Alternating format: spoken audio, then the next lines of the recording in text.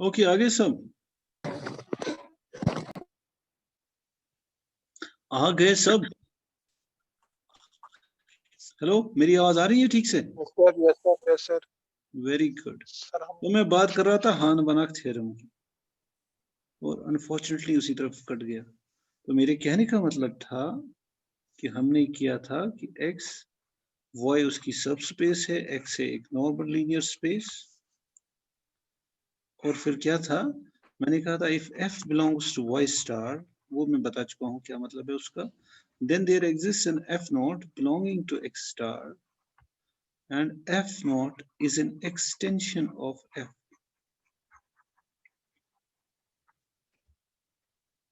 Extension of f, and ये हान बनाक थ्योरम की स्टेटमेंट है कि norm of f is equal to norm of f. अब एक्सटेंशन का मैंने ये कहा था, अब चूंकि f है, it is defined on y to k, इसकी प्रॉपर्टी है लीनियर, कंटिन्यूअस वगैरह वगैरह, तो ये अपना k है, ये अपना y है, but y lies inside x. तो ये जो अपना मैप था पहला initially, that was this map जो इस स्पेस पे डिफाइन था। फिर मैंने डिफाइन किया f नॉट, मैं कह रहा हूं कि there exists an f not which is defined, which maps the whole thing into k. Of course f naught also takes the elements from y to k also. अब extension का मतलब ये होता है, एक्सटेंशन का मतलब ये होता है कि y पे f नॉट और f में कोई फर्क नहीं होता। y पे यानी अगर मैं f नॉट को सिर्फ y पे रेस्ट्रिक्ट करूं, it would be same as y। इसका मतलब है एक्सटेंशन, यानी जो ओरिजिनल स्पेस थी उस पे जो ओरिजिनल मैप है और ये जो नया मैप है, ओरिजिनल स्पेस पे इस नया मैप और पुराने मैप में कोई फर्क नहीं है। इसको हम ऐसे लिखते हैं f not when restricted to y is equal to f. So that was Hahn Banach theorem. अब उसके लिए हमें पहले प्रूव करना है लेमा। लेमा ही मेन है, प्रूफ तो फिर बाद में हो ही जाएगा। ओके, अब बिफोर गोइंग एनी फर्दर मैं तुम्हें एक चॉइस देता हूं। इसके वीडियो लेक्चर्स हान-बनाक थ्योरम के है यूट्यूब पे। क्या तुम डायरेक्ट उनसे देखोगे? जो अब मैं बोलने वाला हूं एग्जैक्टली वही होगा जो वहां होगा। तो हम थोड़ा मतलब मैं इसका प्रूफ जो है, अगर तुम कहो तो मैं इसको स्किप करता हूं, मैं आगे बढ़ता हूं।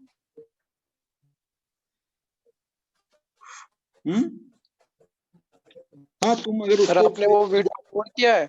हाँ सर वो अपलोडेड है वो वीडियो? हाँ हाँ, पिछले साल किया था। ठीक है सर, देखेंगे, अगर कंफ्यूजन होगा तो फिर आपको बोलेंगे फिर। वही मैं कह रहा हूँ, क्योंकि अब इससे हमारी जल्दी हो जाएगी। और वो थोड़ा ठीक सा है सर। मैंने मतलब वो 3-4 लेक्चर मैंने उसको काफी डिटेल में किया, मुझे लगता है उसको मैंने 3-4 लेक्चर में किया है। ठीक है ना? अब चूंकि उतना डिटेल में किया है और मैंने यहाँ से शुरू किया, जो मैं अभी बता रहा हूँ ये भी मैंने उसमें बताया होगा। सो अब चूंकि उसमें मेहनत हो गई है तो फिर हाँ, अगर तुम्हें उसमें कहीं किसी जगह कुछ समझना है तो मुझे बता देना, क्योंकि मुझे लगता है मैंने वो काफी आराम से मतलब 3-4 लेक्चर्स में उसको थोड़ा मतलब सर करके। और ये वीडियोस आप अपलोड नहीं कर रहे हो सर? वो नहीं, कुछ वो स्टूडेंट्स के पुराना मिस हो किया गए। था, नहीं सिर्फ परसों का किया नहीं या किया, सर बाकी सारे किए। ओके सिर्फ सर, कुछ परसों स्टूडेंट्स को मिस हुआ था 10th का और 11th का। नहीं, वो तो है 10th 11th का तो है, 13th का नहीं है, परसों का नहीं है। परसों का मैं कर दूंगा, सिर्फ परसों का ओके मिसिंग सर। है, बाकी तो सब है। नहीं, अब क्या है ना कि मैं हर बार तुम्हें एक बार मैंने लिंक भेज दी, लेकिन कभी कभी मैं लिंक नहीं फिर रखता व्हाट्सएप पे, क्योंकि मुझे पता ही है तुम क्या बोलते हैं, तुम सर खुद ही वो तो। हम चेक करते हैं। हाँ, क्या? यस सर, हम चेक करते हैं, बस आप अपलोड कीजिए, हम खुद ही देखा करेंगे। हाँ, वो देखा करो, लेकिन जो ये वाले होंगे ये मेरे दूसरे यूट्यूब पे होंगे। अगर उस पे नहीं हुए ना, यस जहां तुम जाते हो ना, जहां तुम जाते सर। हो वो है GM35 सोफी, है ना, यस सर। @gmail.com। लेकिन उस टाइम मैं करता था शायद उस पे, शायद इस पे होगा या फिर इस पे होगा, gmsofi@cukashmir.ac.in। शायद मैं उन दिनों मैंने उसी पे किए थे वो, या तो यहीं पे होगा, तुम्हें मिल जाएगा। और वैसे भी तुम अगर सर्च करोगे वहां हान बनाक थ्योरम तो आ जाएंगे। अब हान-बनक थ्योरम अच्छा मतलब बड़ा ही इंपॉर्टेंट थ्योरम है। उसमें बहुत सारी चीजें हम यूज करते हैं, उनमें से है ज़ोर्नस लेमा जैसे है। ज़ोर्नस लेमा इज इंपॉर्टेंट, चलो मैं इसको थोड़ा कर देता हूँ। और एक्सियम ऑफ चॉइस,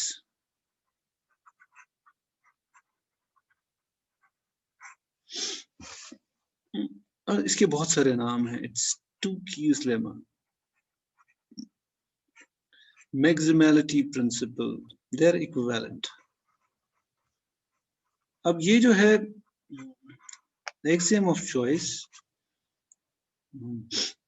या मतलब दे आर ऑल इक्विवेलेंट, जो भी मैंने नाम दिया ना, मैं इनको 1 2 3 को तो मैं बता ही सकता हूँ, मतलब उसको हम एक्सप्लेन कर सकते हैं, बट दे आर इक्विवेलेंट। मतलब क्योंकि सब एक जैसा है तो फिर सब अगर नहीं भी जानते होगे तो कोई मसला नहीं। नाउ व्हाट वी डू, इसमें ये कुछ okay, let me start. Now the question is, there is something called, मतलब मैथमेटिक्स में एक लॉजिकल बेसिस है ना सब चीजों की, उसके ओके लॉजिकल बेसिस वो क्या है? वो है axioms of set theory. Axioms of set theory जो है अपने, वो पता नहीं 7 8 9, ये साहिल फारूक ने क्या किया, तुम कुछ लकीर डाली। तो एक्सियम्स ऑफ सेट थ्योरी जो है उसमें for example if you have two sets, then you can make a union of them, then you can make intersection of them. So तुम्हें लगेगा बड़े obvious से हैं, लेकिन they form the basis for all of mathematics. अब उसी में एक axiom था, what was axiom of choice. Axiom of choice ये कहता है कि given any collection,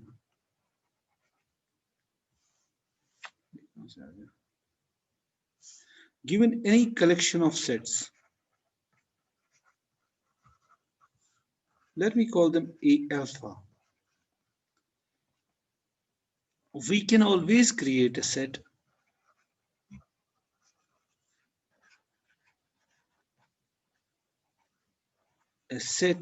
let me call A,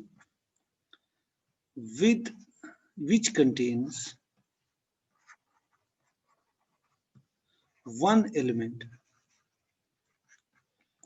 each from A alpha.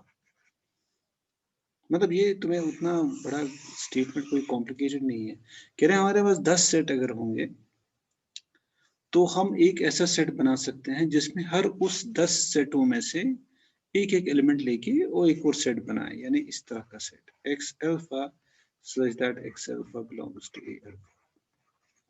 अब द क्वेश्चन इज, क्या ये सही है? क्या ये एक्सियम हम माने? क्या ये किसी, ये ऐसा ही है कि जैसे अपना वो पैरेलल पोस्टुलेट का पंगा था? मतलब प्रॉब्लम इससे तब हो गई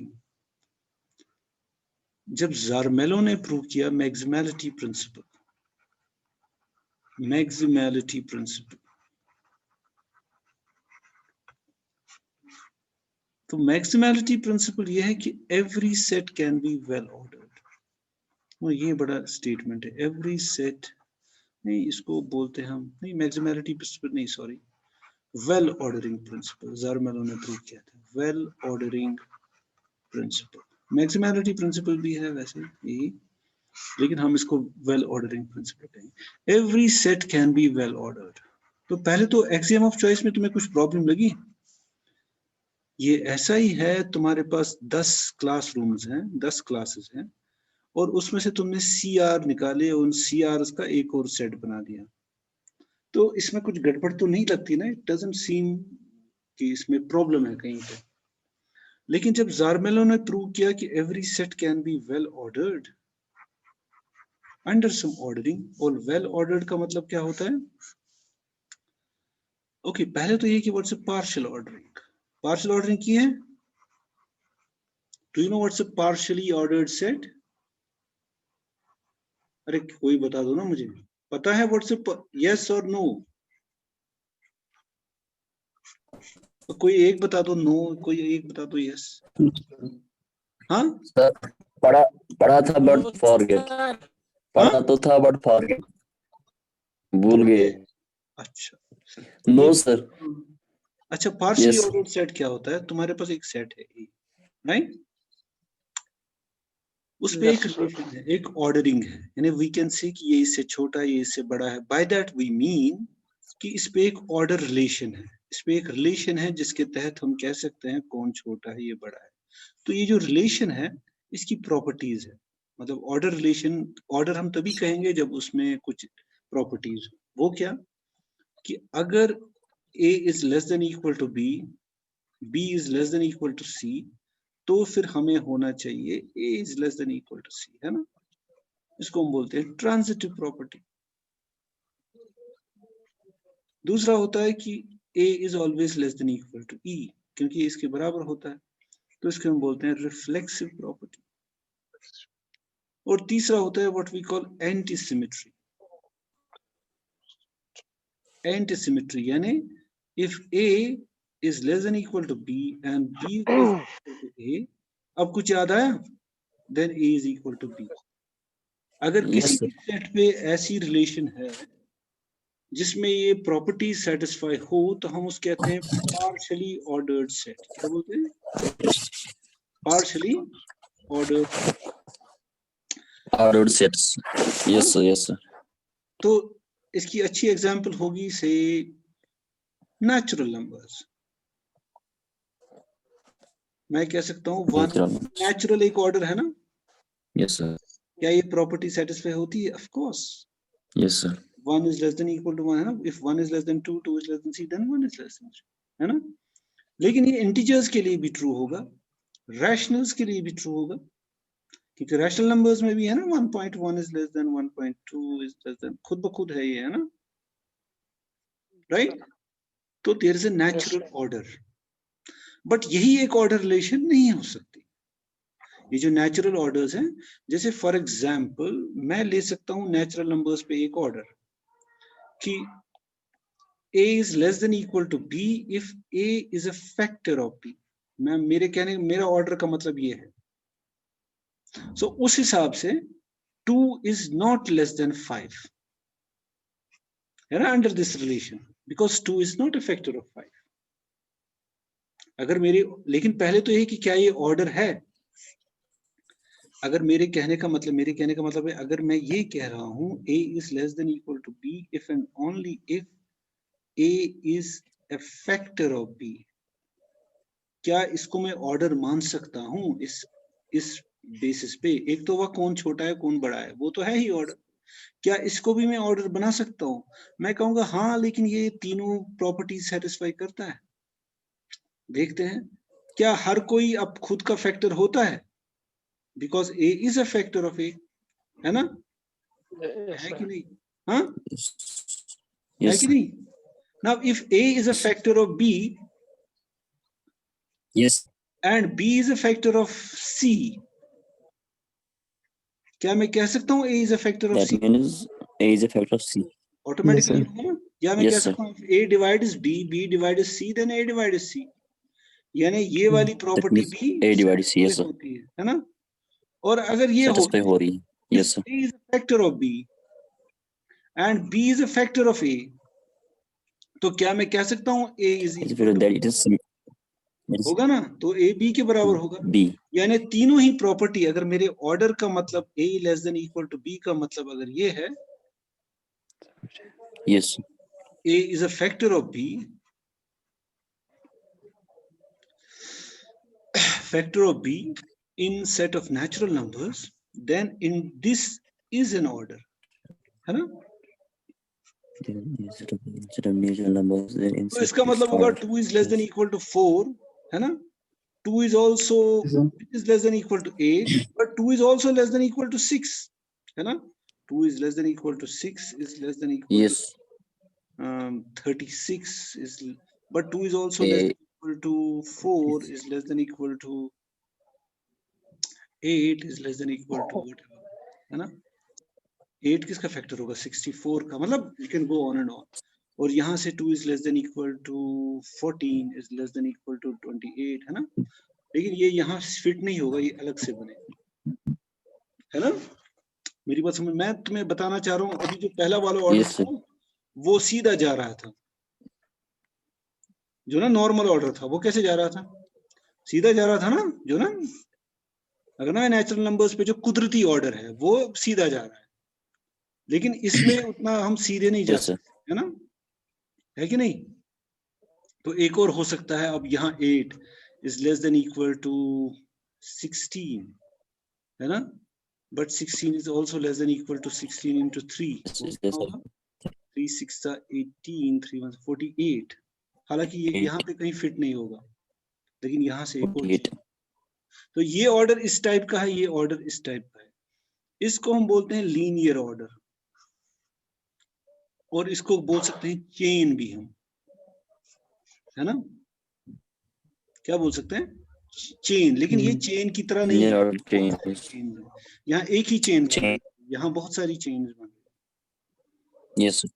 है, but we could have another order. अभी एक और एग्जांपल हो सकती है, suppose a is equal to, चलो मैं x लेता हूँ, x is equal to set a b c, और a जो है that is equal to the set of sets a b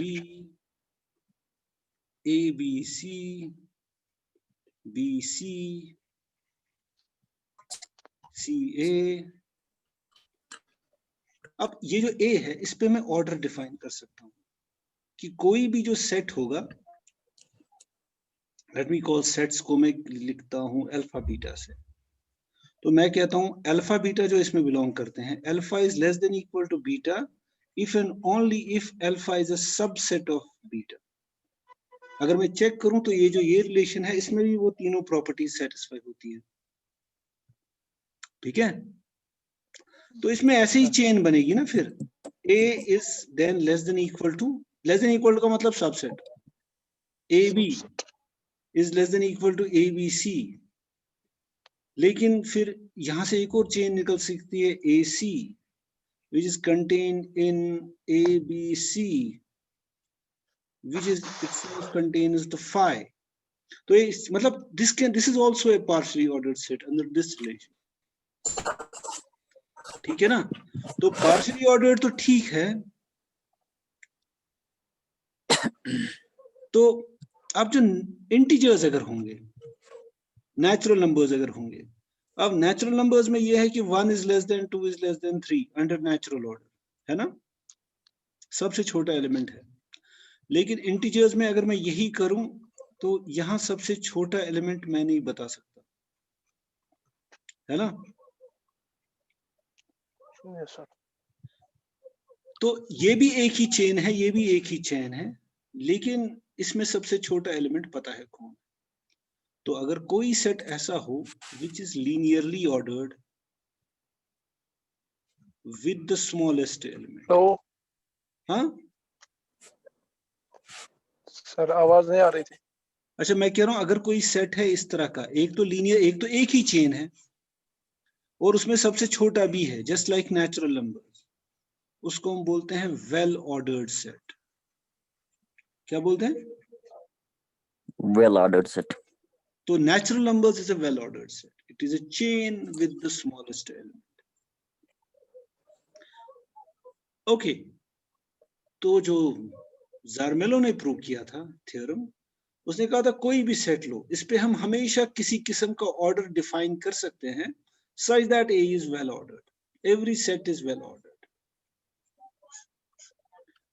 क्या प्रूव किया था, every set is well ordered, यानी अगर मैं सेट ऑफ रियल नंबर्स भी हैं, सेट ऑफ कॉम्प्लेक्स नंबर्स हैं, सेट ऑफ एनीथिंग है, उस पर मैं ऐसा ऑर्डर डिफाइन कर सकता हूं कि वो चेन की तरह हो जाए और उसमें सबसे छोटा एलिमेंट भी हो।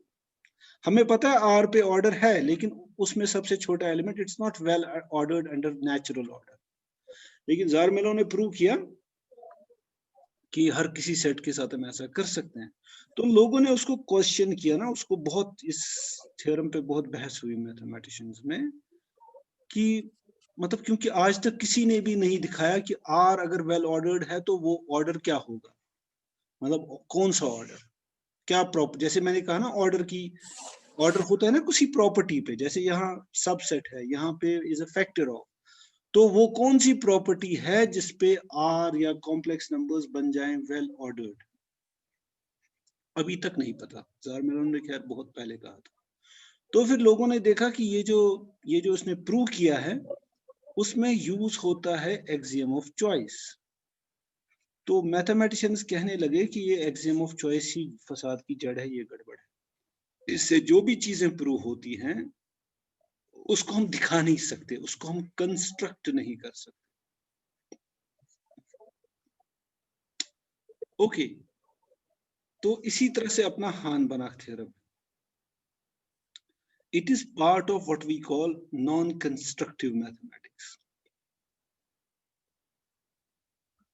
यानी हान-बनाख थ्योरम कहता है हमें कि हम f को एक्सटेंड कर सकते हैं टू f0, लेकिन it doesn't give us any method to construct it. तो मैथमेटिशियंस में एक किस्म है जिसमें बहुत बड़े-बड़े मैथमेटिशियन हैं, ब्रावर, क्रॉनिकर और भी बहुत सारे, उन्होंने बोला हम इसको मानेंगे ही नहीं। उनके हिसाब से जो एक्सियम ऑफ चॉइस है ये सही नहीं है, ये गलत है, क्योंकि इससे जो भी हम प्रूव करते हैं उसकी कंस्ट्रक्शन मैथमेटिकली हम कर ही नहीं सकते।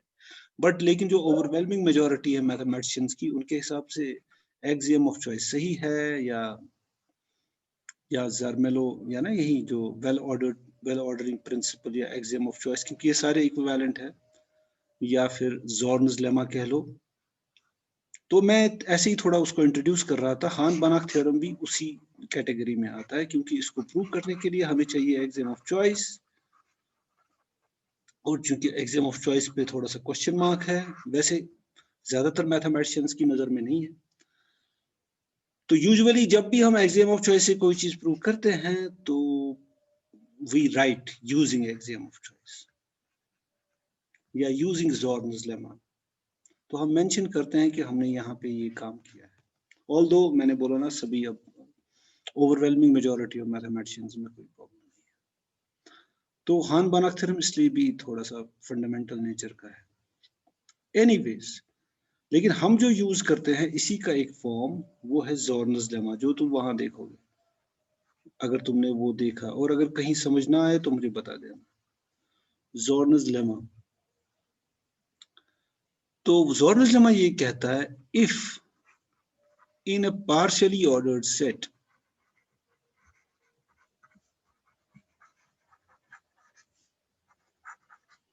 every chain, partially ordered set that we call it A, every chain has an upper bound, then A has at least one maximal element. और मैं एक और चीज बता दूं, ये जो भी मैंने बात कही एक्सियम ऑफ चॉइस के बारे में, ये जो भी मैंने बात कही ज़ॉर्न्स लेमा के बारे में, या जो भी मैंने कहा मैक्सिमैलिटी प्रिंसिपल, ये सब तभी, ये बातें तभी कंट्रोवर्शियल हो जाती हैं when A is infinite. Finite के लिए, सबके लिए इट्स परफेक्टली ऑलराइट, कोई प्रॉब्लम नहीं, फाइनाइट सेट्स में ये इशू नहीं है। दस इशू तभी है जब ए इज इनफिनिट, ओके। लेकिन हमारे लिए कोई इशू नहीं है क्योंकि सारे मैथमेटिशियंस इसको ऑलमोस्ट मानते हैं। तो ये है अपना ज़ॉर्न्स लेमा जो हम उसमें यूज करेंगे। इफ इन पार्शियली, अगर तुम्हारे पास कोई सेट है उस पर कोई पार्शियल ऑर्डरिंग है, अभी मैंने बोला ना वहां बहुत सारी चेन्स बन रही है, यहाँ से पार्शियली ऑर्डर्ड सेट ना इन जनरल जो होता है, अगर हर चेन का एक अपर बाउंड है जो सबसे बड़ा है, तो ये जो ओवरऑल पार्शियली ऑर्डर्ड सेट है उसमें जरूर कोई एलिमेंट ऐसा है x such that everything is less than equal to this.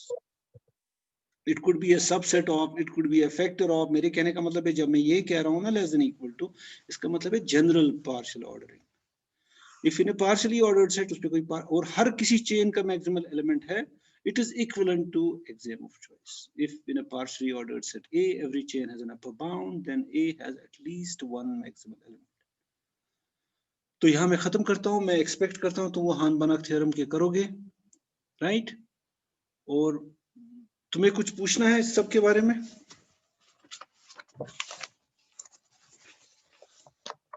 Hello, मेरी आवाज आ रही है ना? Hello, yes sir, yes Yes, sir. sir. हाँ बताओ, इस जो हमने अभी तक पढ़ा इसके बारे में कुछ जो तुम मतलब no sir. Everything clear? I hope. वो जो सर YouTube के बारे में आप कहते थे नई चैनल, उसका नाम क्या है? नई चैनल नहीं, वो मेरा दूसरा ईमेल एड्रेस है, मैंने उस पे किया था, मैंने लिखा ना वो पहले ही, जिसपे मैंने हान-बनाक अच्छा। थ्योरम का दिया था पहले ही, GM Sophie @ क्योंकि हम फिर सीधा आगे जा सकते हैं ठीक अगर है तुम सर। उसको देख लो। सर स्टूडेंट्स बोल रहे थे सैटरडे और संडे ऑफ होना चाहिए।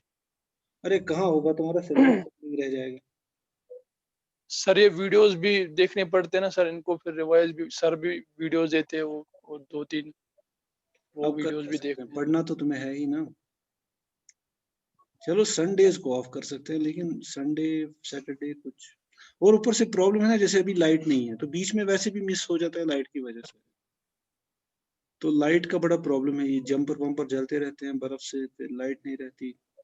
अब जैसे लैपटॉप भी अभी थोड़ा सा है इसमें, तो वो मतलब वो परेशानी भी है ना, कभी कुछ हालात खराब हो जाते हैं, इंटरनेट बंद हो जाता, तो पिछले दिनों बर्फबारी हुई थी तब भी 2-3 दिन नहीं वो चल रहा था, इंटरनेट बहुत स्लो हो गया था।